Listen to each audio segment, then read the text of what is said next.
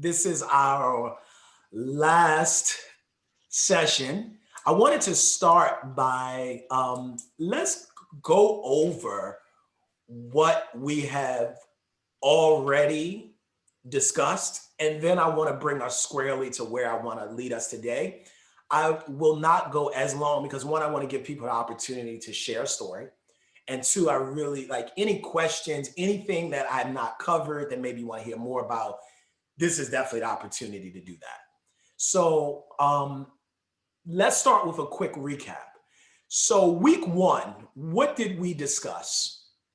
So we're going to go through all six weeks of classes we've done so far. And I'd like to know what were some takeaways from each week that you got. So let's start with the first week. What did we discuss there?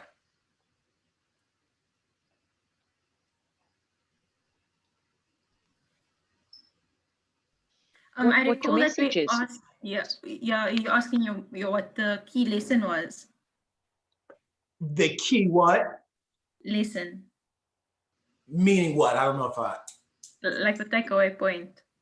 Oh, that listening is the key. Okay, what else? Lishay, I think you're going to say something. So what people's needs are, what your message is and what their needs are. Okay. I think that, if I recall, that was kind of where we started. With number one. So week one, remember I said, let's not even get into the cadence of the words or giving these quick, pithy ideas on how to be better at presenting, so to speak. We just stepped back and said, what is your message? Remember I said a lot of people don't have a speaking problem, they have a messaging problem. So what's your message? That was week one. Like what is it that you were trying to say? You're going to see some of that. We're returning to that in week 7, picking that back up. What is the message? What do you want to say? What am I trying to get across? So that's week 1. Then week 2, we started getting into storytelling, week 2 and week 3. And we talked about the importance of telling a story, whether you're standing in front of a big group, whether it's a Zoom, whether you've been asked to give an impromptu speech or it's a business presentation. People understand stories better. They process information and stories better. So we talked about the power of the story. And we talked about in those 2 sessions, what all stories have is what? What are some key features that every great story consists of?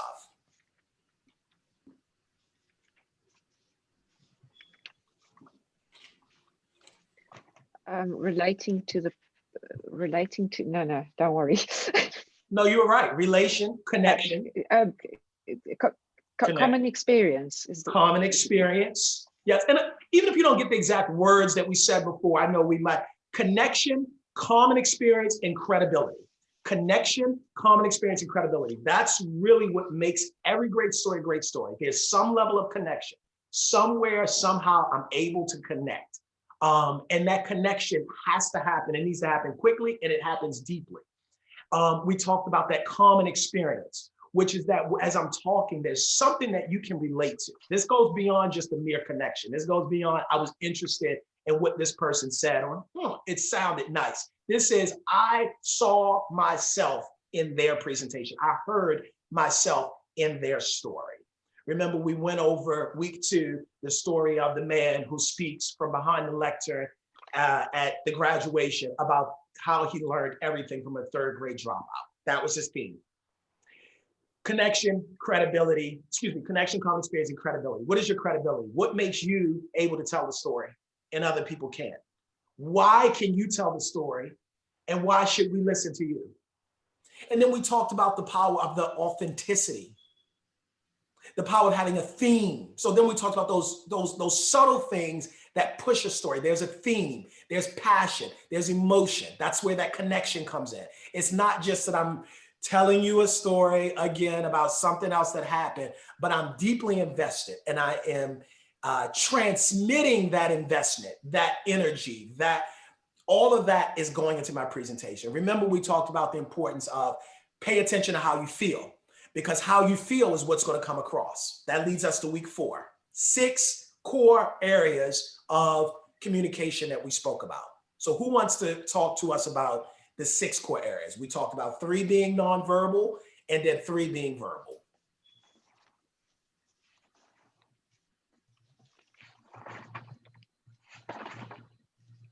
For verbal, we had pitch, pace, and pause. Absolutely. And then just using that in your speech for effectiveness. Yes. And non-verbal, we had things like body language and dress. Mm-hmm. And the third one, another D. Who wants to help her out? 3 areas of core communication for nonverbal. You're almost there. Dress or apparel. Go ahead, Kirsten. Demeanor. Demeanor.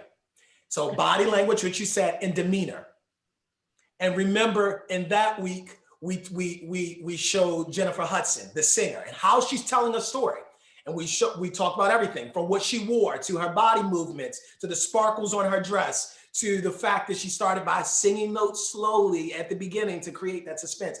And how the same way that a singer tells a story and the entertainer is telling the story is the same way that we're telling the story through those 6 areas. So first, verbal, pitch, pace, pause. How is my inflection and my up and down? My pace suggests to you how you should feel. It's not just the words. When I'm talking slower, it implies to you, listen to what I have to say. Whereas when I go quicker and I'm moving faster, your heart is speeding up. And there are ways, there's reasons for why I might do that. Maybe it is to rile you up, but being cognizant that that can have the opposite effect of maybe making you feel more anxious about what I'm saying. So we talked about knowing those, and then of course the power of an effective pause. Knowing how to use pauses to extract information, how to use pauses to reveal information and to uncover. And then that brought us to week 5, where we began to speak about how does now that storytelling manifest itself in selling and negotiation. And that's what we learned about persuasion, and how it's not so much what happens at the moment, which is persuasion, but it's what happens at the moment before the moment. Things that you can say to set up the scene. The imagery that matters, that the setting, the environment, all of those things matter, the way that I couch the experience. And we talked about how the way that a person tells a story that can translate into sales, that translates into that one-to-one interpersonal communication. Now, who remembers the 3 primary tactics that we discussed when we talked about effective communication strategies around negotiation and selling? What were the 3 tactics that we covered? Just remember, no is not a no. I remember no was a boundary. No wasn't failure. I remember that. Okay, so that was not one of the 3, but that was one of the strategies that I shared, that no is a bound. Actually, so that did relate to it. So I'll give you what we talked about then: objection handling.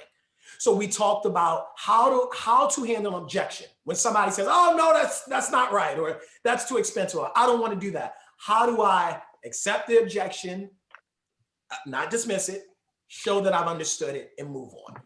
The other tactic we discussed was mirroring. This can be done in sales. This can be done in everyday one-to-one communication. This is a tactic that's used, again, to uncover, to reveal. Remember, we watched the story of Chris Voss, the FBI former head negotiator, who showed how the same tactics that they use in law enforcement or what they're using in negotiation is what you can use in everyday life to be more persuasive. Objection handling, we talked about mirroring, and then we talked about the strategic use of questions to unveil, to uncover, to discover. And we talked about how that's not just for sales and negotiation. That's in an interview, which you're selling yourself. That's in a presentation. I have to know, this goes back to week 1.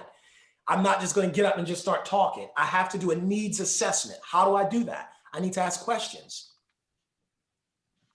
Last week, we came to persuasive speaking. So remember, we started with building this structure. How do you tell a story that can translate into any way you want to communicate? And we began by slowly bringing that into interpersonal communication, and then sales and negotiation. And then last week was persuasive speech. How does this show up if you are in a like this and we're talking and it's a small group of people, or it's a business presentation, or you're being told that you have to give some sort of persuasive correspondence? How do you do that? And we talked about last week ways to be more persuasive, be more concise, have a structure, have an outline, be clear on what you want to say, practice it, know what the audience is. We talked about all these little things that one can do, as well as how to set up the structure, bullet points, give people an outline of where you're going, frame the conversation, use alliteration. People like the rule of three. People like when they can follow along with exactly what you're saying. All of these things help your audience to stay on track, help you to stay on track, and help you to deliver the message more concisely and more compelling. All of that brings us back squarely to the very beginning point, which is where I want to bring all this back together. All of the tactics, all of the strategies that I showed, all of the little things of ways that you can kind of tweak to be more effective, to be heard better. Let's bring all of that back and go back to this foundation of what is the message. I'm going to show you several videos today, and I want to get back to, do you know your message? If you know your message, you can communicate it clearly. I don't want us to get lost in all of the tactics. I don't want us to get lost in the rule of three and alliteration, because all of that is secondary to how do I respond, not react. That's what we're going to talk about today. Respond to an invitation to speak. How do I assess the situation, and how do I stand up and deliver effectively and clearly in any circumstance? And I want to talk today about two types of speaking. We're going to talk about prepared and planned speaking. So that could be these keynotes. You're asked to give a large presentation, a speech. But then that's, Rahima, that's you, right? Week 2, when you were asked to share what you were asked to share. That's an example of that. That's prepared. You have time to plan. But then I want us to talk about today spontaneous speaking. That's what scares people the most. How do you be prepared if you're called to give a toast, to give an introduction? You're in the middle of a business meeting. They say, you know what? I think Kirsten did a better job at doing this project than I did. Why don't you take us away and tell us? Now you're on the spot. What do you say? I didn't want to just use this time. I know we only have this last session. I thought about, we can use an entire hour to talk about these big, grand public speeches. But I thought, I don't know if that's the best use of our time. I want to give a piece of that, because the truth of the matter is, in everyday speaking, it's the spontaneous speaking that we're more or less asked to do. That's what gets us riled up. And I want to talk to you about, how do you talk off the cuff, but look prepared and be prepared? And I believe if you get that, then, you know, some of the other pieces. And then this is going to go back to that question of, how do I not be nervous? Well, I'm going to show you some ways to remove some of that anxiety, because from the very beginning, you're giving yourself the best tools to be able to speak. And it's fun. And it's fun. So this is a good way to end this session, these 7 weeks, because we're bringing it all back together. All right. Is there anything that you would like me to cover that I have not, or any question you want me to, or comment? Thank you for that, Darrell, because that's exactly what I was gonna ask you about, tips and advice on dealing with that spontaneous speaking. Okay, good. And so you know, you've nailed it for me. Thank you. Good. Okay. And I've got several things I want to show you, and of course, a lot to drop on you. So let's jump right into it. The first thing I want to show you, this is kind of just funny. I saw this commercial and I immediately thought about y'all. Immediately. I want us to think about persuasion, the things that people do to kind of set the stage. Then we'll talk about this commercial. This is sort of a side note, but not, kind of because of what we've already been talking about. So, okay, let me pull this up.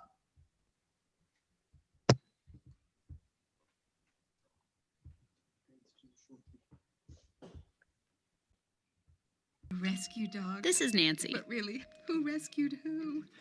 She seems... It's a rescue dog. This is Nancy. But really, who rescued who? She seems nice.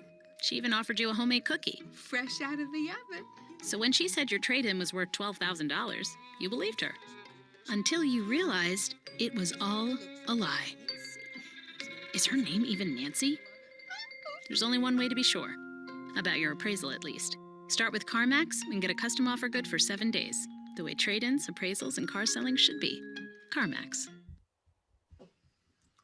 Okay, what did y'all think about that commercial, and why did I show it? I got a kick out of it. When I saw it, I immediately thought of y'all. Why did I show that commercial? She just ruined herself by putting that cookies in the trash can. So it showed that she's not trustworthy. But I think even beyond that, even kind of the funniness of that, kind of stepping back, that video was almost subconsciously pointing out what you and I throughout these 6 weeks have been intentionally talking about, which is the ways that people persuade. So you notice she talks about the rescue dog, and she starts talking about, because the first thing is, the rescue dog and who rescued who, and then the cookie. But I think it's interesting that through the commercial that even she's wondering if all this is true. What I kind of got from it, which is why I wanted to show you, is that while there's jest in the commercial and it's funny, the truth of the matter is it's truth in the situation that all of these things people do in order to persuade, to convince, in order to cajole you. And a lot of times you may not even know. So I just thought it was an interesting commercial that pointed out things that are done intentionally that you may not even necessarily notice. But, it was just done in a funny way, as far as basically, am I being sold to? Am I the victim of persuasion here is what I get her saying as she's sitting in that chair. But that was just kind of a side thing I wanted to show you all. I think the way that I want to do it is I want to watch 3 powerful videos, and then we're going to get straight into questions. Actually, we're going to do 2 videos. One is a prepared speech. We're going to watch this speech. This is planned.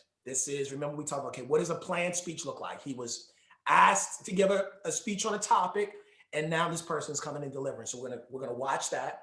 Then we're gonna watch like a hybrid. This is not totally unprepared, but it is not totally prepared either. I want us to watch a clip of an actor accepting an award. So you would imagine this person has in their mind something that they might want to say if they win, not knowing if they will win. Then they win. Of course, there's the nerves and all of that. So they have something prepared, but here this person has made a speech that made a lot of impact around the world. But I want you to see what it looks like when you maybe have something in your mind, but then you get up there and you deliver it. And then the third thing will be total off-the-cuff speaking and what people do in those type of situations. All right. So how does that sound? Sound good? Yep. Okay, let's get right to it. Let's go to... My mom would be at all my sporting events. Let's say I was playing football, okay? My mother would be on the sidelines, and if the play on the field started going one way, my mother would run along like, Mark, get him, get him. I'd be like, oh my gosh. I'd get in the huddle with the other guys. They go, Mark, is that your mother? I go, no, I never saw her before in my life. See, the greatest gift my mother ever gave me, she believed in me.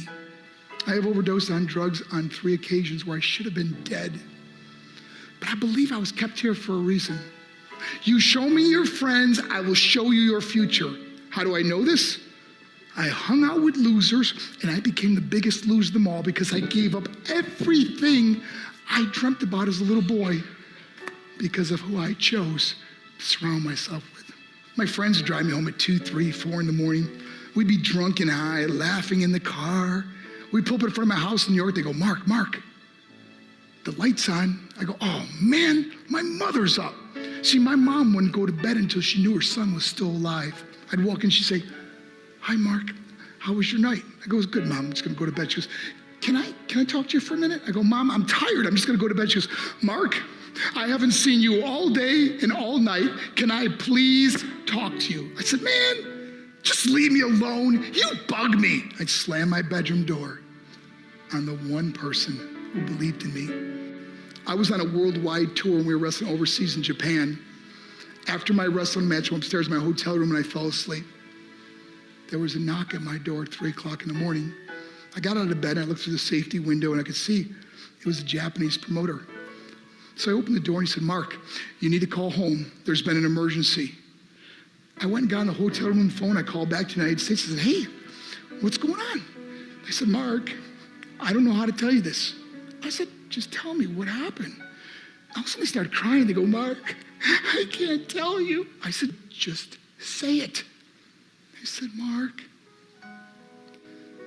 your mother died." I just threw the phone down. I ran out of my hotel room. I took the elevator to the lobby, and when the doors opened up, I just ran out into the street. I mean, there was no cars, there was no people. It was 3 o'clock in the morning. And I walked down the middle of a street in Hiroshima, Japan, and I remember looking up and just saying, "Mom, I am so sorry." I flew home for her funeral, and I was so nervous to walk up to her casket, so I just stood way in the back. And I kept looking from a distance. I kept thinking to myself, "Mom, please wake up. Please get up." And then I finally got the nerve to walk up to her. And as I got closer, I could see my mom for the first time. I mean, she was so beautiful. She was dressed in white. I mean, she looked like an angel. And I just stood over her and I said, "Mom, you are my hero. Everything I am, everything I hope to be was because of you. You loved me so much. You gave me a life. You're the only one that ever believed in me." How did I repay her? By getting drunk, by getting high, by getting stupid, by hanging out with losers. For what? All she ever wanted to do was talk to me. I wish I could talk to you now, Mom. I wish you could see what I'm doing. Why couldn't I have been a better son? We are defined by our choices. But if you surround yourself with people involved in drugs and alcohol and pills, it's a dead end. I'm not here to preach to you. I'm here to tell you I lived that life. It leads to broken hearts, broken relationships, broken dreams, and death. For what? To get high? If you have a mother or a father, when you go home, tell them how much you love them. See, my whole life was about being rich and famous. I had to be a millionaire. I had to win the race. I had to win the race at the expense of my marriage, my family, my friends. For what? To be all alone in the world? I learned what is truly important, and that is how precious this gift of life is, and our families, and how quickly it can be taken away. See, I no longer live in time. I live in moments. See, it's not what's in your pocket that matters. It's what's in your heart that truly matters. Love. Love is just a word until somebody comes along and gives it meaning. You're the meaning.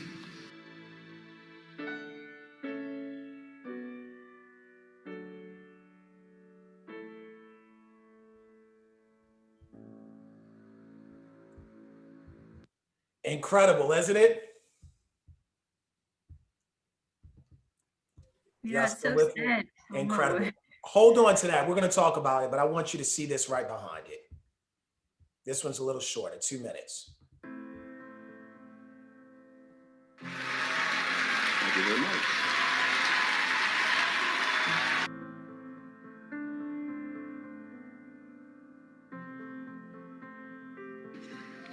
I'm particularly proud and happy about the young filmmakers, actors, singers, writers, producers that are coming up behind my generation. In particular, Barry Jenkins. Young people understand this young man made 10, 15, 20 short films before he got the opportunity to make Moonlight. So never give up. Without commitment, you'll never start. But more importantly, Without consistency, you'll never finish. It's not easy. If it was easy, there'd be no Kerry Washington. If it was easy, there'd be no Taraji Henson, P. Henson.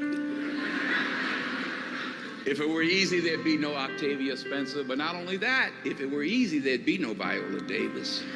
If it were easy, there'd be no Michael T. Williamson, no Stephen McKinley Henderson, no Russell Hornsby. If it were easy, there'd be no Denzel Washington. So keep working, keep striving, never give up, fall down 7 times, get up 8.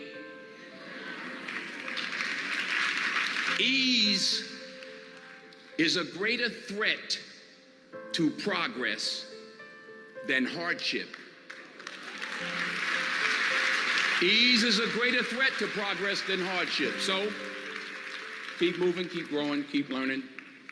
See you at work. Okay, all right. Give me a second. Let me just shut this off.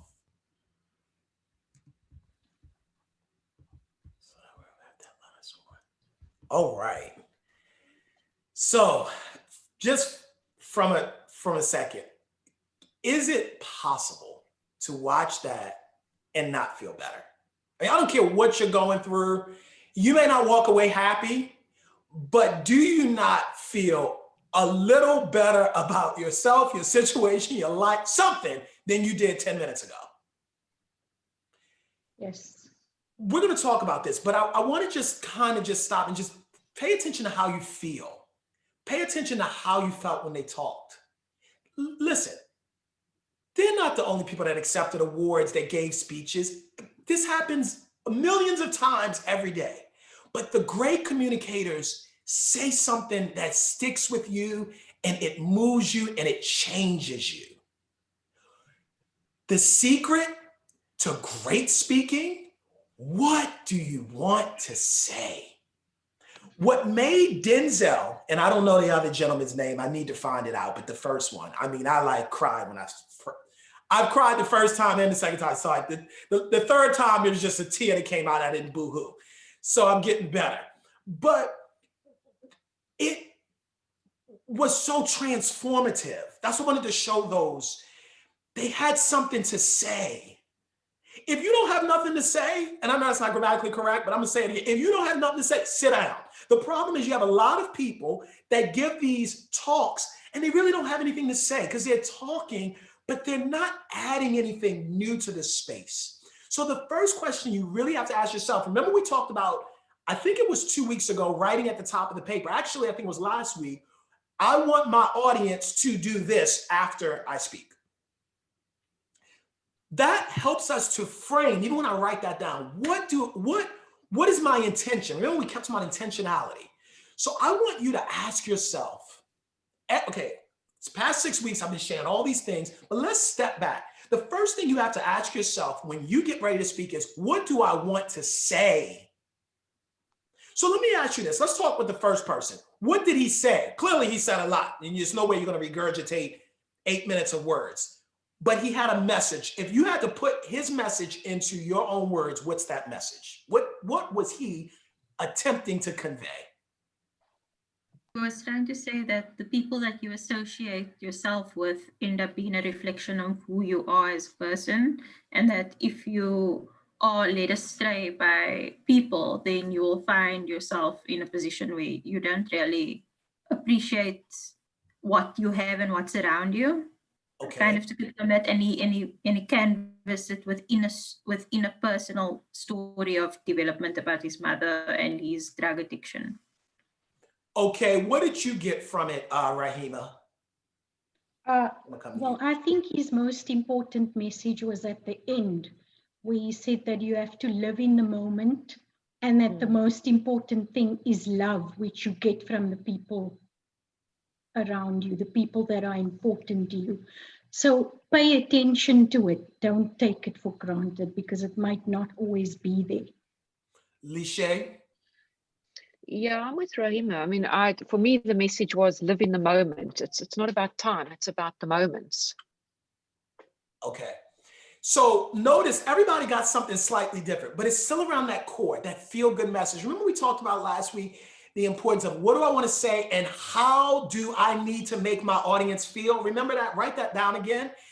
It's the feeling. So even if I walked away with thinking, well, it's more about hug people tight than it is about bad choices, I still walk away with that feel-good message. Even if I walk away with saying it's more about not making bad choices than it is with, reuniting with family, still I walk because I felt a certain way. I think what I really want to get across is more than anything, more than all of the tactics, and yes, we can point to different tactics that they're using, and we've done this already, whether it's alliteration, whether it's pause, whether it's the speeding up of his words, how he got, I'm talking about the first speech now, the slow of his pace to let you know, listen to what I'm saying.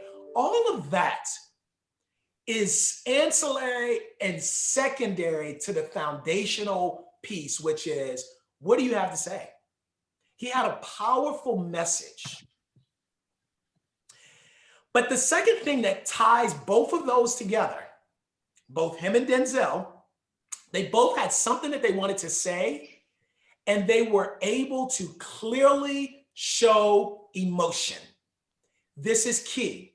I was trying to, a week into this, maybe 2 weeks, explain what it means when I say that the audience breaks. Remember, I kind of used that word, and I didn't know. I was trying to play around with this, use my words to explain what's embedded in my mind. And we were talking about Jennifer Hudson in particular, and that poem where she sings in the climax that you can feel the room change. And I talked about how every speech, every presentation, every time you speak, what you're looking for is that moment. This is what I want you to hear right now. You're looking for that moment where the room breaks. So when I talk about the room breaking, what I mean is it's that moment of vulnerability. Let's take the first guy. He's practically crying on stage. It's a deeply vulnerable, I feel like I see into his soul. He didn't just talk to me about the story. That would have been one level. He could have done that. Two, he could have said, oh, my mother died. But for him to go there, and I feel the authenticity of it. I feel it. When he said, and this is the thing, he slowed down. Denzel did the same thing. When you get your audience to that moment, live in it. No pun intended. I know he talked about living in that moment, but now I'm talking about that moment that the audience is completely in what he's saying. First of all, when he said his mom died, notice how you even saw, I know some of that is editing, but you saw how people's attention sparked up. So that's the first thing. There's a moment when you speak, when you know that you said something that's different. We live in a world now where it's so much information, it's so much content. So this goes back to, what are you going to say? What are you going to say that's different? If it's going to be the same old, this is what I tell people like here in America, the same old, I grew up poor, I had to pull myself up by my own bootstraps. We've heard that a million times. So what are you going to add that's different? So if you're asked to give a speak or speaking on your personal life, and you have something unique if it's about that, right? But what is it? What am I going to say? They had something very powerful that they wanted to say. And because they were not afraid to be vulnerable, to be emotional and be open, the audience lived in that space with them. And when he said in the beginning, the first guy, when he got to the point, first he talked about his mother dying, it's quiet. Mind you, his pace slows, everybody's listening. This is what you want. Then he says something powerful. He begins to talk to his mother. All I need, Mom, is you. He could have lived there for 5-10 minutes and the audience would have stayed there. Because now it's beyond him talking to me. It's beyond me hearing the story. I am getting a glimpse into his pain, into his life, into his story, and he's bringing us there. He's transmitting us. That's what great communicators do. He's telling the story in the present tense. Catch that. He's not telling us just, well, it happened ago. He's there. He starts with the past, but then he weaves it to the present. This is key when you're telling a story, because you're slowing it down. People go with stories. They listen to stories. They follow it. And now as he begins to unravel, he certainly got common experience. He certainly got connection. And he is he's there with his audience. When Denzel begins to point out people in the audience, they're living in that moment. They're enjoying the moment. When you get up to speak, and I hope I don't want to get too far ahead of myself, because I wanted to give this tip about not seeing it as a challenge. Most people, whether it's prepared or planned, I want to go back to the question of how not to be anxious. Most people see it as a challenge. They see speaking as already this thing that they don't want to do. It's an obstacle. It's oh my gosh, don't pick me. I don't want to do it. So their orientation is already to be threatened. You know how we do when we're threatened as humans. We're not open. We're not communicative. We're not emotive.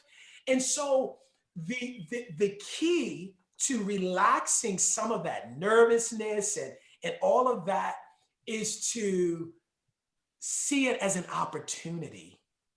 Somebody wants to hear what you say. That's exciting. They're interested. They're listening.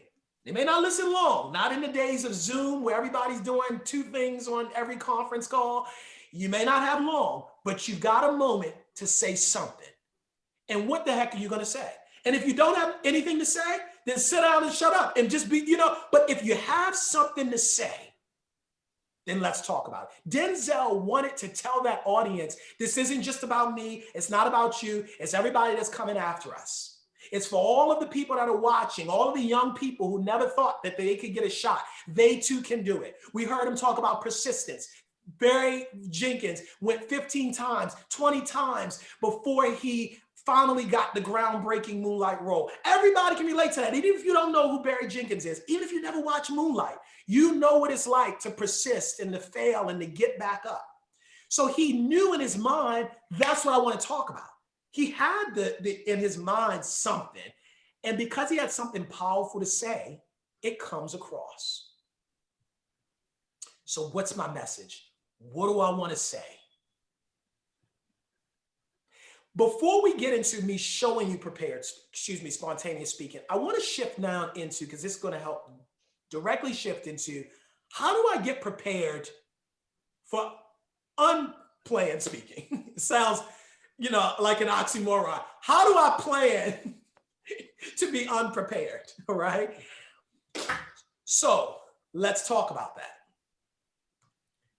Great communicators, one, they see every opportunity to speak as an opportunity, not a challenge. That's the first thing. So let's talk about some examples, and I'm just looking through my notes, of spontaneous speaking. This is give an introduction. You might have to stand up and give feedback in the middle of a room because of something. I mean, just off the cuff. You might be asked to give an on-the-spot presentation, question and answer session. Maybe someone else is doing it and they say, hey, this is the better person to answer it. There's a toast. All of these things immediately can heighten. So let's take it to this. Let's take it to, you're sitting in a room, there's 50 people, maybe you're at your job, and the supervisor, or let's say the CEO let's say it's the CEO giving a presentation, and they're giving a presentation, and part of it is on your division. And the CEO stops and says, you know what? This is actually your division. I think you do a better job. Why don't you stand up and talk to us about what has been happening for the past 4 months? Now pause for 1 second. That's something that will cause somebody to have a daggone heart attack if you're not careful. Am I right? Mm-hmm. Definitely. What do I say? Don't pick me. Why? One, because they've already probably put in their mind that it's a challenge. As hard as it might be for you, I want you, whenever you're about to speak, it's an opportunity. It's not a challenge. It's not a challenge. Because guess what? You don't have to say anything. If you really want to feel like you're taking the power back, you don't have to say anything, even if it is a supervisor. I appreciate you calling me. I don't think I'm prepared, right? Probably wouldn't be advisable, but it's not a life or death situation. So you don't speak under duress, because it comes across. Like, I watch some people speak and I'm like, blink twice if you are doing this against your will, because I don't. So the first thing I want you to do is slow down right? Because I'm giving tips now for spontaneous. Let's slow down. Let's be great. Okay, they want me to say something. What do I want to say? Let me take a moment. Everything I'm about to tell you, I have done the opposite before and it came out horribly. That's how I've learned not to do it that way. I don't want you to think I just mastered this. The worst thing you can do is they ask you to speak, you get up and you just start talking. I've done that before because I haven't gathered my thoughts. No, I need a moment. You always have a moment. Even if it's on the spot, it's a moment. I can't just start talking because I'm rambling, you know I'm rambling, and it's not right. And then because I'm nervous, that only heightens the nervousness. So the first thing I want you to do is to slow down. I want you to see it as an opportunity, and I want you to create your own space. Write that down. Create your space. What does that look like for you? Maybe you take a moment. Maybe you drink a glass of water. Maybe you say, you know what, I need to stand up because it's better for me to stand up if I share this presentation. Maybe you start off, okay, so I'm on the spot. Everybody laughs now. Everybody knows you're on the spot too. You're not the only one. Okay, let me see what I can do. You start where you are. Infuse humor, infuse your personality. Be natural though, but slow it down. Don't just, because I've done this before. I just start talking and then I'm like, you know, it's almost the best analogy I can give. You know, it's almost like jumping in the middle of a pool in the deep end and then you're halfway out there and how the heck did I get out? Now I'm too far out that if I stop, I'm gonna drown. And that's what happens when you just start talking. So I'm slowing it down. Let me give you another tip that a lot of people don't do when they get up to prepare. Excuse me, when they get up to speak spontaneous. I want to respond. I don't want to react. How do I do it? I want to listen to what is happening, what I'm being asked. That's why I have to stop. I've got to take a moment to feel what's going on. That's where that pause is important. So I want to slow it down and I want to respond. So let's go back to the CEO. Because this is a very plausible example. And giving in the middle of a presentation, you know, hey, why don't you stand up? You run that division. Why don't you tell us what's been happening? Okay. So immediate notion is fright. I mean, that's natural. Oh my gosh, my job might daggone be on the line. It's not just me giving a bad presentation. My whole job might be on the line. And I just moved into another house. And Lord knows if I lose that, it's all of this going through your mind. All right. So the first thing I want you to do is stop. This is an opportunity. He wouldn't or she wouldn't, as a CEO, have picked you if they didn't think you were able. Even though it might seem like a setup, 9 times out of 10, it's not. They're not trying to look bad either. They have faith that you can perform. Actually, I don't want to use that word because that's something I want to say. You're not performing. That you can rise to the occasion. So I want you to know that. I want you to slow down. I want you to take your moment. I want you to hear what's being said, and then I want to respond. It's okay if I need to ask a clarifying question. Doggone, you just called me out in the middle of this thing. So, okay, well, thank you for calling me. I'm standing up. Do you want me to go through everything we've done for the past couple months? It's fine to do that because you need to get, and then even as you're asking questions, right? Let's take that interchange. That will make you feel more comfortable even in that back and forth because you're not standing up. Because think about it, part of the issue with spontaneous speaking is that it's part doubt. Am I even saying what I'm supposed to say? So take the CEO that says, or supervisor, stand up and tell us, you might be thinking, am I even saying what I want supposed to say? Well, if you're not sure, ask questions. You see how easy that is? Slow it down. Remember I told you this about negotiations. Slow it down. Make it comfortable for you. When you feel uncomfortable, it's going to come off as uncomfortable. So let's go to I think it was Rahima. You said to me about a month ago, was it? I think it was, and I can't remember the question, but I made a point that if you don't know what you're talking about, stop rambling and catch yourself because everybody's going to know and it's going to look bad. And I had that thing actually happen. So I told you I have a business sales development consulting position. And we're in the middle of this business meeting and it's all of they had companies from outside the company. We're all on this huge Zoom and I'm the youngest person on this call. I don't know why they called me, all these seasoned reps. And they said, you know what? We want to use you as the prototype. That's what they said. Now, mind you, my senior VP is there. with this consulting group from the outside. And they're like, we've heard that you're a good speaker, so we're gonna have you play out this role. I'm calling you, and no, not just in the middle of the Zoom call, I'm calling you, I'm a reporter, and you're who you are at the company, and we're gonna do this mock interview. I'm sitting here when they first said, I'm thinking, why in the world are you picking me? I don't even, what, huh? And I remember, but I went with it. And I literally thought of you, Rahima, because 2 minutes into it as I'm talking, I didn't know I just didn't know. I wasn't clear on, because we're doing this role play. That was my first, I knew the company I consult with, but that woman, I had never heard of their company. I didn't know what a proper report expert interview was. And you know what I did? I stopped in the middle. I said, I don't know what I'm doing. First, what happened was it was awkward. The VP stood up and said, yeah, it's no way that you would know what you're doing. Then people started writing me on the Zoom in the chat, thank you for saying something, because I was so uncomfortable she was going to pick me. And I just wanted to share that story because I thought of you, Rahima, because that's the authenticity. Yes, I'm a great speaker, I feel like, and all that. I just had to stop and say, I don't know what I'm doing. Lady, I don't even know you, and I'm mad you picked me. But once I was able to get out of that helped me a lot. All right. So let me give some other tips. I want to give you the biggest tip to not be nervous. I'm gonna give you the biggest tip right here. If you missed everything else I said, excuse me, for 6 weeks and 2 hours, and you only caught this last 30 minutes, this is worth it here. How to not be as nervous. Let me tell you right here. Get out of your own way. Get out of your own head. As much as you can, I want you to be aware of this. Hold on, excuse me, my throat. Self-consciousness is the opposite of the place that you need to be at to live in that moment where you can deliver for the audience. I want you to keep that in mind. So what makes a person nervous, excuse me, are two things. One, they're worried about the future, not the present.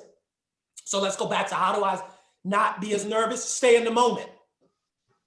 Because when you really think about what you're nervous about, let me go back to the theoretical case I gave of the CEO saying something, and even specifically in my case when I was called out. The nervousness is, well, if I don't do well, what is the VP going to think later? It's not about the moment now. Think about it. When you get nervous, the next time you get nervous, question yourself, am I nervous about this moment? Or is it something else afterwards? So if you know it's something else afterwards, which it always is, get out of that. Get in this moment. Great communicators are in the moment. See, I can't be vulnerable if I'm self-conscious. You see all that? So some of the things that some public speakers teach, which I think you have to be careful with, get in the mirror, look how you speak, practice, look at yourself. Yeah, all of that could be nice, but I'm gonna tell you the bad side of that. If you're not careful, you get too self-conscious. If you focus on yourself more, this is the irony, you will never give as good of a presentation. Great communicators understand, let's go back to week 1, they are the vessel. It is something powerfully being transmitted through them, not from them. And so to really capture that, you've got to figure out how to get out of your own way. When you're a really good communicator, you will say things and then sit down and be like, and I've done this, did I really share that? But it's because you were in that moment. That's when you know everything disappears. Your audience is there. You're there. This happens even in spontaneous speaking. Trust me, when you can get to that, what is that moment? So the more nervous I am, remember I showed you the video of that pastor, T.D. Jakes, and he talked about when his hands would shake so bad, but he said he would put the mic in front of him. He didn't stop speaking. You know, he brought that point out. He said, but then after 10 minutes, he could grab it, because his words were, when the anointing falls, the fear goes. But it's truth too, when you get out of your own way. When you think about it, the reason why a person may not get up and tell a story and cry in front of the audience is because of what? What people might say. They might laugh. It might make them feel bad. All of those things, but all of those things prevent them from being good speakers because they're too self-conscious. All of your insecurities, if you're not, and we all have insecurities. I don't care who you are. We all have insecurity. We all have things, but to be a really effective communicator, you've got to come to the place where I can forget some of that. I've got to go back to the P. Diddy clip that I showed you of making the band. Remember week 1, where he said you got to get butt naked. Not literally, but you remember the clip. He says, get raw, get emotional. Because remember, he said, you're too prepared. When they sung, your hands are too right and your work. He said, you're not blacking out. What he was really saying is you're not in that moment. When you get to that moment, your audience will follow you. Okay, so let's keep going with it. Spontaneous speaking. How do I look prepared, even if I'm not? Every great communicator speak in a cadence. Think about this. They have a structure. So even if I'm called immediately, I'm gonna give you 2 structures that you can always go to. First structure, problem, solution, benefit. Write that down. That can always happen. So, all right, let me step back for a second. I'm gonna listen and I'm gonna respond with a story. Whether it's a toast, I'm responding with a story. If the CEO has called me up, I'm responding with a story. Well, I remember, and maybe the story isn't when I joined the company 20 years ago. I'm not saying that, but people process stories better. So even if the story is the project we just started working with a month ago was this, and we were able to double our revenue in the last 3 months. I want to respond with a story. Okay, so I'm listening. What do they want me to say? I'm responding with a story. And when I respond with that story, I want to make sure that I have a ready structure in place. When I have a ready structure in place, it looks like I'm talking off the cuff. And I mean, in some cases I am, but I have a structure. I already have problem. That's one example. Problem, let's say solution, benefit. So this is an example of maybe you're sitting and you're giving an interview like for a news outlet or maybe it's a question and answer. And business people maybe would probably use this a bit more in those. This is the problem, this is the benefit, this is the solution. Another way to do it is what, why it's important, and how it works. These are just examples. I'm giving examples of not stories, but frameworks for stories. Because effective communicators, they are not just telling a story, but they have a structure. So it's good to tell a story, but if the story goes on and on, you're gonna lose me. So what's the structure? So if I always have a structure in place, my favorite structure is to have a quote. I love to have a ready quote. I love to have a pithy, some type of analogy. If I have that, whether it's a toast or whether it's in the middle of a classroom, I'm on, because I know I'm veering right back there. It's a cadence to my speak, it's a rhythm to my speak, and I have a framework. Check out next time you see people when they're called to speak, they are, even if that, again, the information and the content is changing, there's a structure in place. People follow structures better. Is this making sense what I'm saying? Yes. Yes, it is. Okay, because really what I want to show is the way that people who are, I don't want to say they're unprepared because they are prepared. Because they may not have prepared for that specific engagement, but they have prepared to deliver their message. And once you're prepared to deliver your message, that's good. I never thought of that distinction until I said it this way. It's a difference between preparing for your speech and preparing for your message. That's the point. You may not have prepared for the engagement or the speech, but if you've prepared for the message, if I know what's on my heart is women empowerment, I need to have always a ready story. What's that story that I go back to?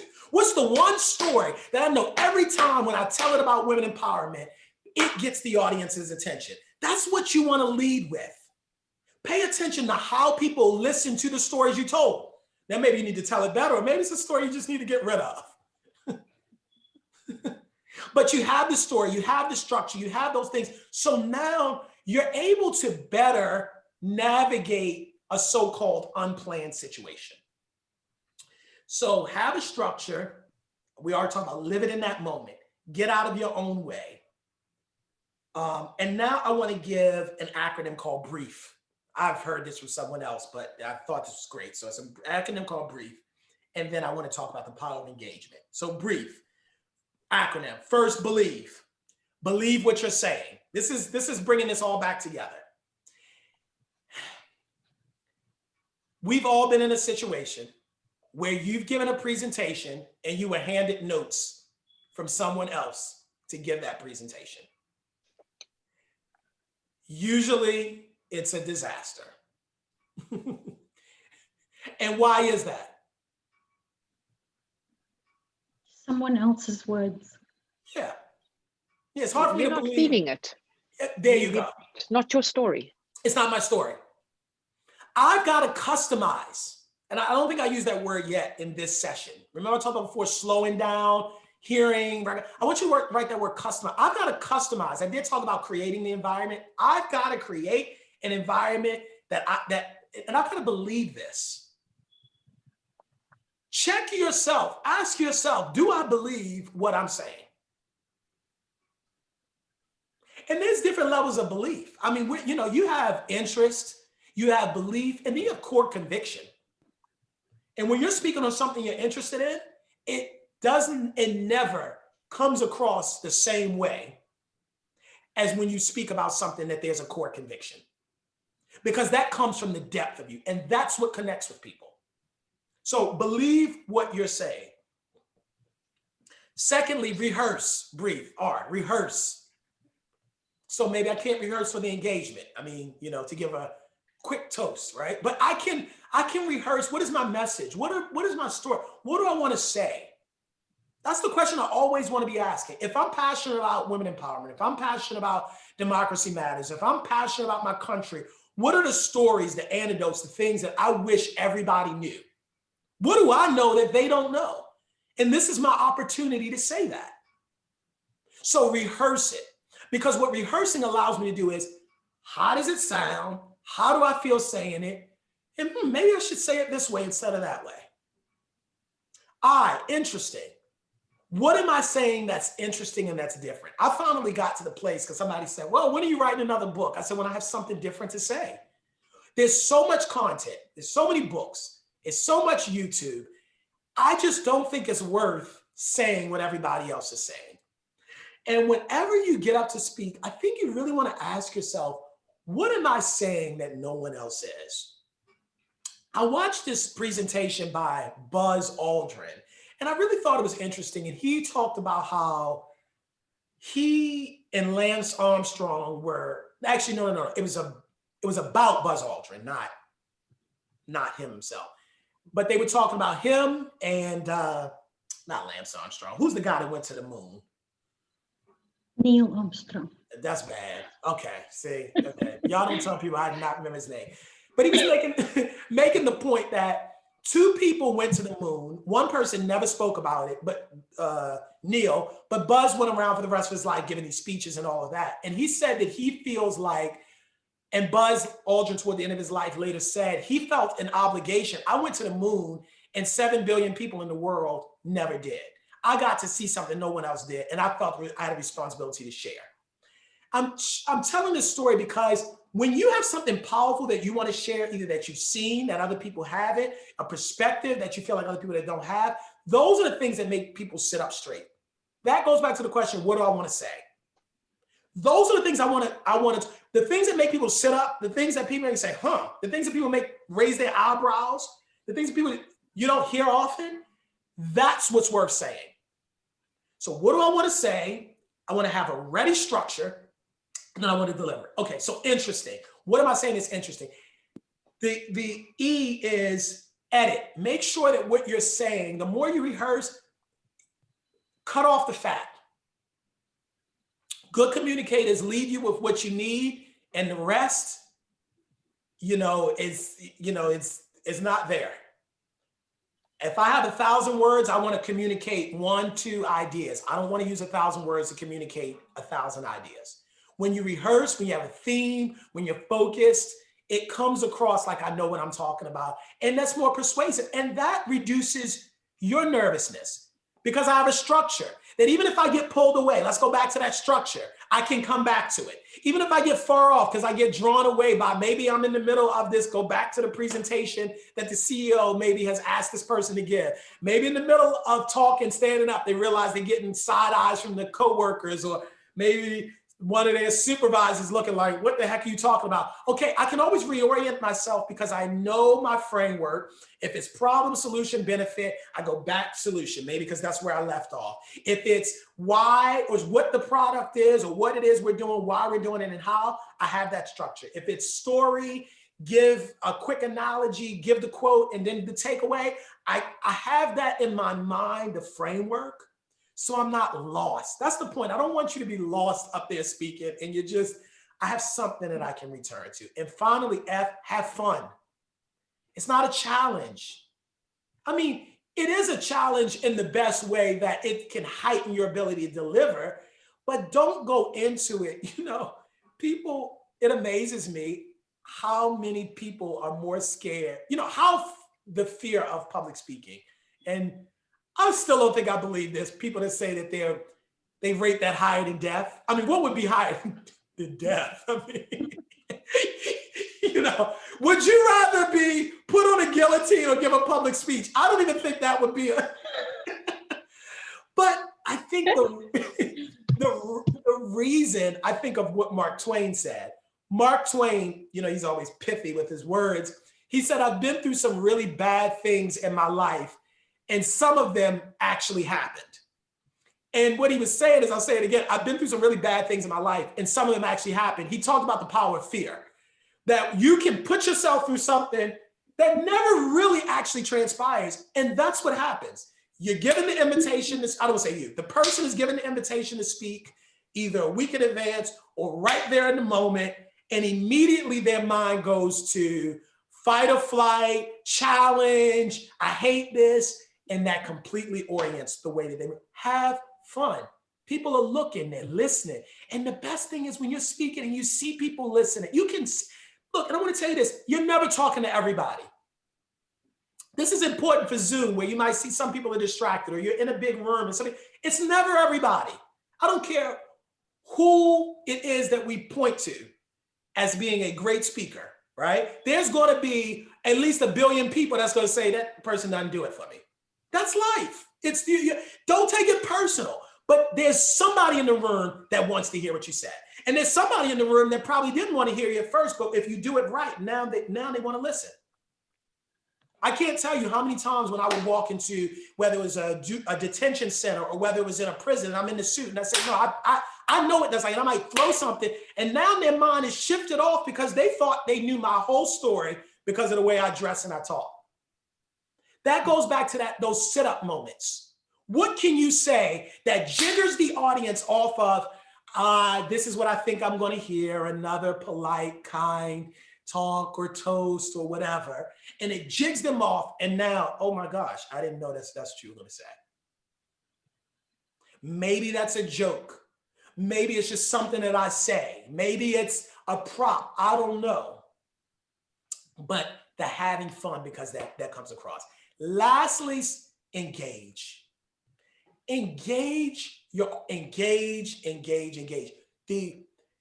I really wanted to. If we had another week, we would have done just a whole week on, like, I wanted to show you the Martin Luther Kings and the John Kennedys. I didn't do those speeches because I didn't know if it would have as much value for, I'm like, let's just focus on that everyday sort of thing that people, but if we were to get into that, I would show you the same way that I've tried to engage you on this Zoom, the same way, and it's 6 people, the same way that a person, you might engage someone if you see them and you just, hey, what's your name? You want to talk to them? The great communicators, even when it's 1 million people, they're engaging the same way. One, they're having a conversation. They're not talking above the crowd, they're talking to. That guy, when he's talking about his mother, I felt like he was talking to me, and I'm not even in the room. I'm on the YouTube crying. That's a great communicator. They're able to engage you. They can ask, how do you do it? This goes back to reducing some of your nervousness. Ask a question in the beginning. Say something that gets the audience involved. Involve them. Don't just come out and start talking.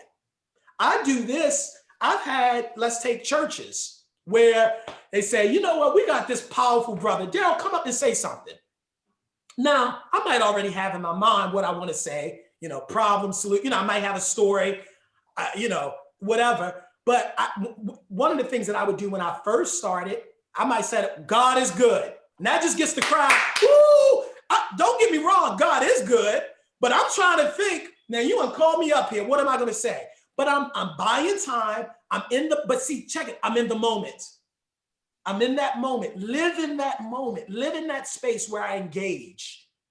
So people are, woo! Sometimes people just want, they want that. So maybe I ask a question that's not meant to be answered. Maybe I start with, have you ever really thought about what it would be like if you lived your dreams? And then you jump into what you're going to say. Because the person's still kind of thinking about maybe their dreams or whatever. You see, so I want to engage. That's the lesson of social media. That's the lesson of, I hate to say it, but I'll say it because it's a point, even though not political, of Donald Trump. Engagement. I think the reason why he won in 2016 and he had and has the following is the understanding of how to engage people. You don't just give a speech. That's what a lot of the other politicians were doing. They gave a speech, they sat out, and at the end of the day, what he did was able to get up there and knew how to rile people up, knew how to, hey, you have fears about this country being taken over by immigrants and Black folk and colored people and Muslims and gay people. Hey, I don't like them either. Let's talk about that. And if you look at it, right, because I think it's something to be said about that, it was a very conversational style. Nobody can look at a Donald Trump and say this is a course in public speaking, as it were, like you would think, but it was effective because it was a conversation. Let's just talk about how stupid the people are that are running this country. People have never heard people say that. So one, you thought, is he really calling the president stupid? So you listen because you want to see that, and then he's just talking, and then you think, So the engagement is, can I just talk to you? It's 30 people in the room, I'm talking. It's 1,000 people, I'm talking. That speech that I showed you, the valedictory, is 15,000, but I'm talking to each person. I'm talking to you. You're graduating with me. You know what it was like 4 years ago when we looked to the left and the right. You know all the dreams and aspirations. This is our moment. They're watching us. This is me and you's moment. The audience is fine with that because they know that they're immersed in something that's happening that's bigger than everybody else. You see what I mean? That's fine because I'm in that moment. I'm engaging with them. They get it, that this isn't really about them. It's about me with my classmates. What is that for you? If you're standing up to give a toast, or if you're standing up, whatever it is, before you open up to speak, I want you to ask yourself, where can I engage? Where can I engage? Just this weekend, they asked me to go to, so I was at a church. It's the first time I had been to Brooklyn this whole year. And he asked me to stand up and talk about my book. And I didn't do this as a tactic, but I literally saw this young boy and I remember thinking, he looks like me when I was, 20 years ago. And I just started there. Who's that? No, you. Who's that? I remember being right there. You see, that's that engagement, because that crowd does not know me, but they know him because that's a member of their church. So I've engaged with them. Remember I talked about before that moment when things break? Sometimes it's not so much that you won them over, but you won people over that are around them. Look back at that speech again with the guy talking. With them, especially in high school where people are led by what other people are doing. That's just how people are. Them seeing how he's connecting with their class. Wait a minute, she's crying. That has an effect on you too. So everybody is living in that moment because he's created engagement. He has elicited emotion. And then the speaker has something to say. And I'll end on that point. If you know what it is you want to say, I'm talking about you know what you want to say. Can it fit on a bumper sticker? What do I want them to leave? What's that one thing? If you know what that is, and you focus on a structure, what that structure is, and you talk, forget about yourself, just talk, converse with them, engage with them. What are you trying to say? And enjoy that moment of relaying that. Every time you speak, your words will land. Every single solitary time. Will you still be nervous at times? Yes. but now you're more in control of it. You feel free. You can ask. Who says you can't ask questions in the middle of a, hey, what's your name? And politicians do it all the time. Check out this little thing. How many times do you notice that when the politician is asked a question, generally not from the media, but I mean from the public, what's the first thing that the politician generally does?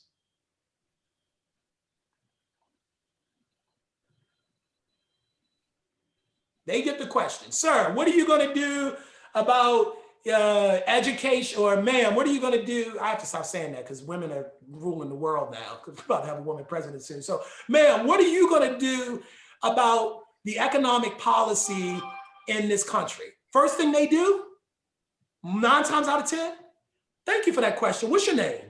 What's your name? Oh, I'm Jody. Are you a teacher? Yeah, you're a teacher. And I guarantee you as a teacher, you see what it's like with your co-pays going up. You see what it's like kids having to come to school and not wear masks. Well, let me talk to you about what I want to do. You see what's happened? That's engagement right there. Just to ask their name, just those little things. What's your name? So even if I'm speaking and it's a bunch of people in the room and it's 1,000 people, I can still stop and ask that person. Comedians do it all the time. In the middle of the show, they'll roast one person. That's called engagement.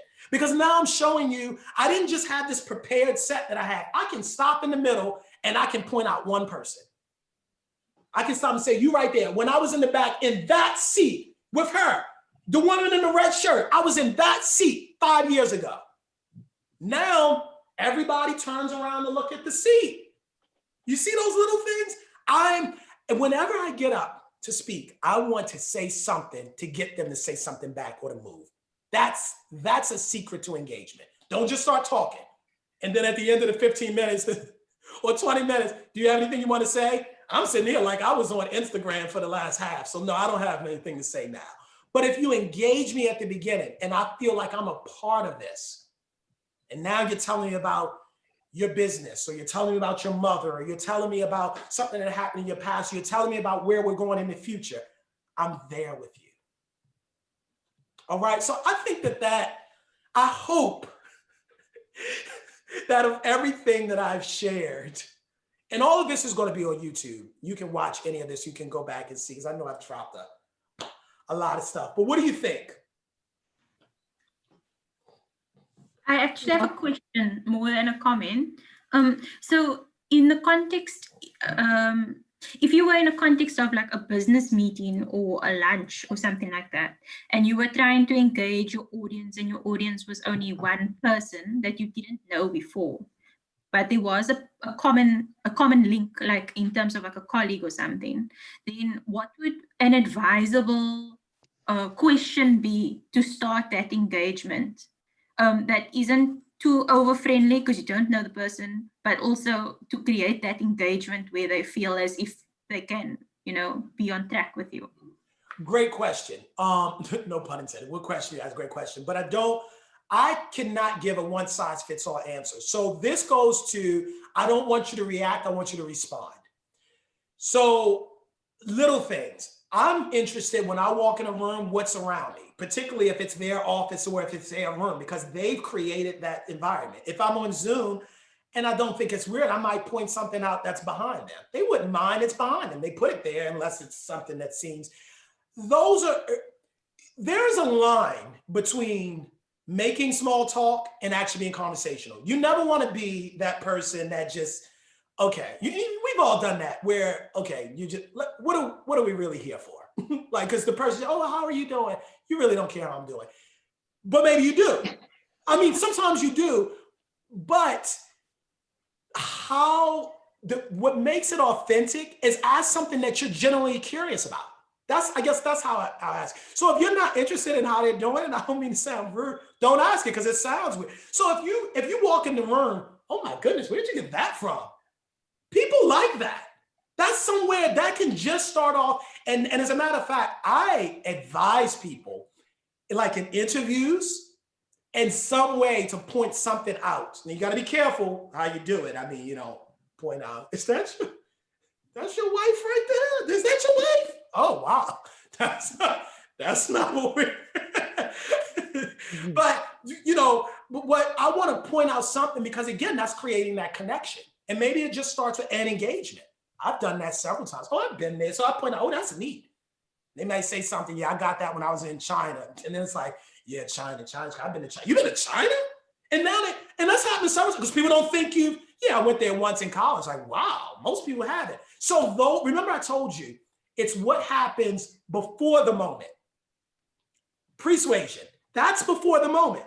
Before we get kind of down to the business and we're having that real authentic change, make it authentic. So that's my answer. Ask a question you genuinely care about. Okay, thank you. That's Sure. really useful. Yeah. Yes. Because at the end of the day, and I think this is how you look at it, people are people. People want to feel like, people like what's interesting. Remember we talk about brief, you know, the word I being interesting.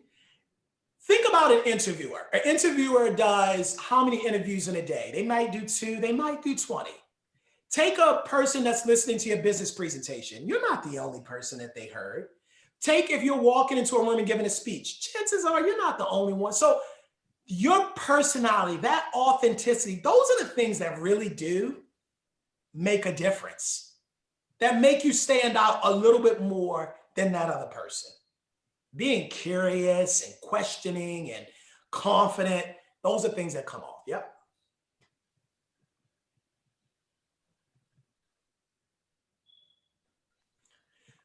So tips for how to be, I know, given, what are some practical things beyond what I've shared that you can do to be better at speaking? One is just start having more conversations with people, because that's really all you're doing.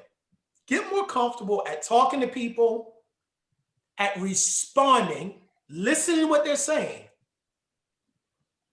So we didn't have time to do it, but there's several, one of the things that we could have done as an exercise is I was going to have like you and me and somebody else, we were going to talk to each other for 2 or 3 minutes, but everything we said, we would spell and not say it.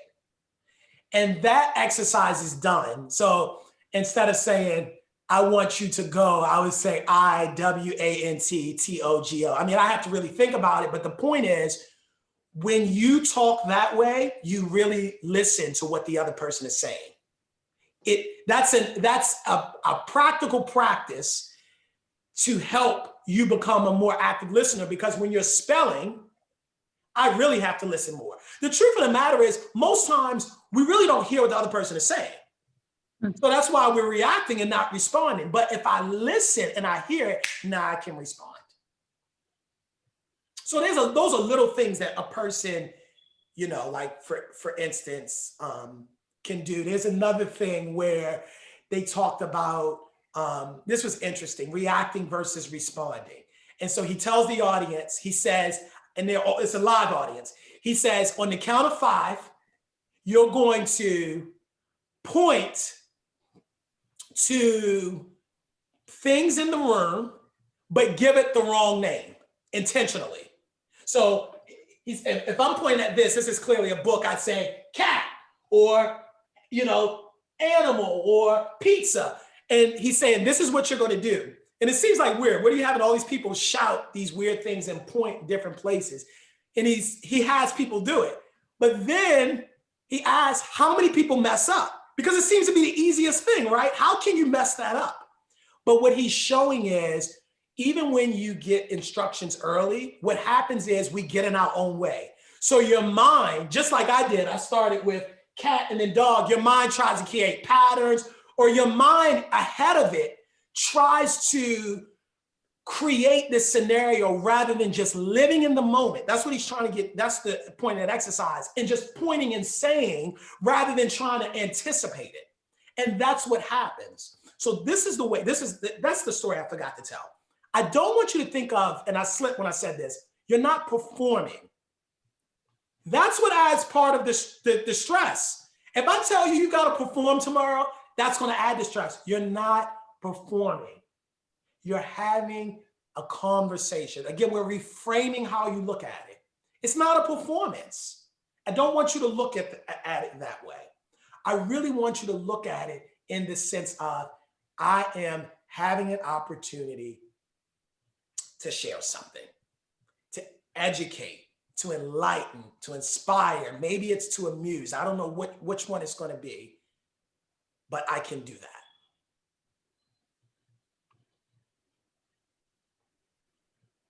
That helps a lot because, you know, being in court, and for the longest time, I did think of that as a performance. It was like you had to get up there and perform for your client. You don't want to do that. And this is the problem Yeah. with a performance. In a performance, okay, I'll tell it to you this way. I've worked with people, right, and they've practiced, and I tell you to rehearse your speech. But what I really don't want you to do is I want you to practice your message rather than rehearse the words. But you have people, right, they do that, and then they get up and let's say they miss a line. In their mind, they think, what? I messed up. The audience doesn't know what you were going to say. So, but that's the point. Because we get in our own way and we think perform, we think it's a right or wrong way to do it. Rather than looking at it, there's a myriad of ways I can tell this story. I can tell it loud and animated. I can sit down and make it. It's many ways. I can use my hands. Maybe I just sit like this. But I am conveying this from a place of authenticity, connection, and credibility. But no, I don't feel the need to perform for you, because then I'm thinking in my mind right or wrong. And then I'm getting in my head and I'm wondering, did I say it right? And I'm subconscious. And that's going to really make me nervous. And then the more I do it, I'm getting even more nervous. The antidote to that is to step back. I'm having a conversation. They could have easily chose anybody else to ask this, but they actually chose me. See how I'm looking at it differently? It's one thing to say, oh my God, why did they pick? Usually we don't use the word chose with speak. They picked me to get up. No, they chose me. The CEO thought I had something to say and nobody else could deliver it. The presenter called me and nobody else.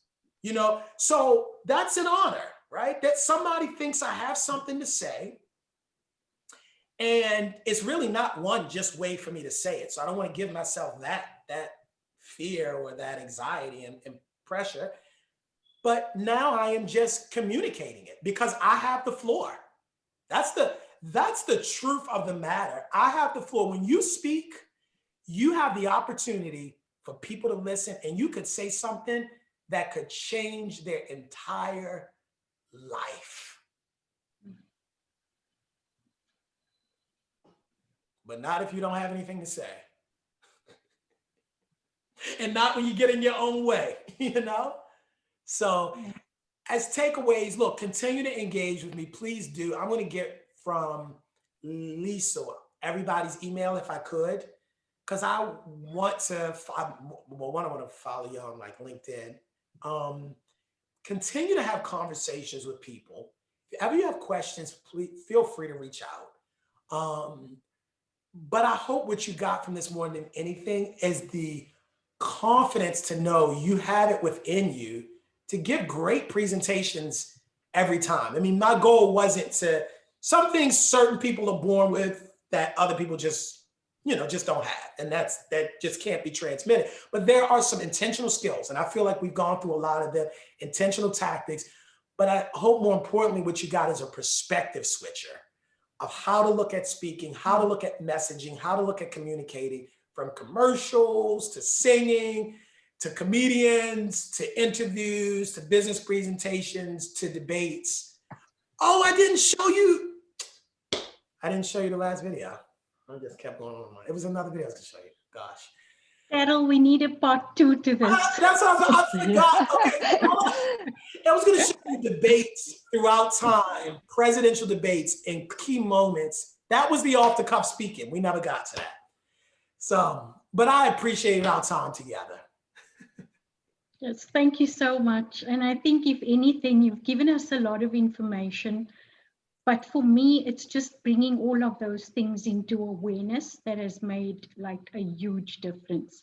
I don't know how I'll do if I have to say something, but at least I have something that I can work with now. Yes, you'll do better. You'll do better, because just like that, just stay out of your own way. You have it. You have it within you. Yeah, I also just want to say thanks, because that last part that you said, like, it really resonated with me, because sometimes you do feel like you don't really have something worthwhile to input, but if somebody gave you the opportunity to do it, then you should really just seize that and try to use that moment to add value in some way. Don't see it like as something that you shouldn't be, like, you don't want to be there, because that's often how, like, I don't know, I feel sometimes like you just don't want to be in that moment speaking, but they actually chose you. So, like, think of it as a privilege, actually. I tend to agree with you, Kirsten. I mean, very often you get pointed out and you try and shrink back. And I think what Darrell has said is you grow with it, and it goes with your first video that your first little YouTube video that you showed today as well, is, you know, seize the opportunity, just take it. And I think that was a good takeaway for us. Yeah, I mean, I think you take Barack Obama, who gave that speech in 2004. I mean, that's the power of a speech. That one speech really, if it's one speech that ever made a man a president in American history, I think it was that one speech. He even said it. He said a man with big ears with a funny last name that people couldn't pronounce. He got the opportunity to tell this story. And the main thing that came is, we're not a red America, we're not a blue America, even though we are, but whatever. We're not a red America, we're not a blue America, we're the United States. People loved it, they ate it up, and it put him on the national map. That's the power. There you go, a value add. You could say one thing that could take you from obscurity and change everything. One other one, because I know we got to go. There's this picture I love, Mahalia Jackson. She was an old-time gospel singer. And it's the picture of her on the Washington Monument in 1963. So Dr. King gets up to speak. This is the march. Dr. King had a total different speech, and he begins to speak. Mahalia is in front of him. Mind you, it's thousands of people, over 100,000 people. Mahalia turns around to him and says, "Martin, tell him about the dream."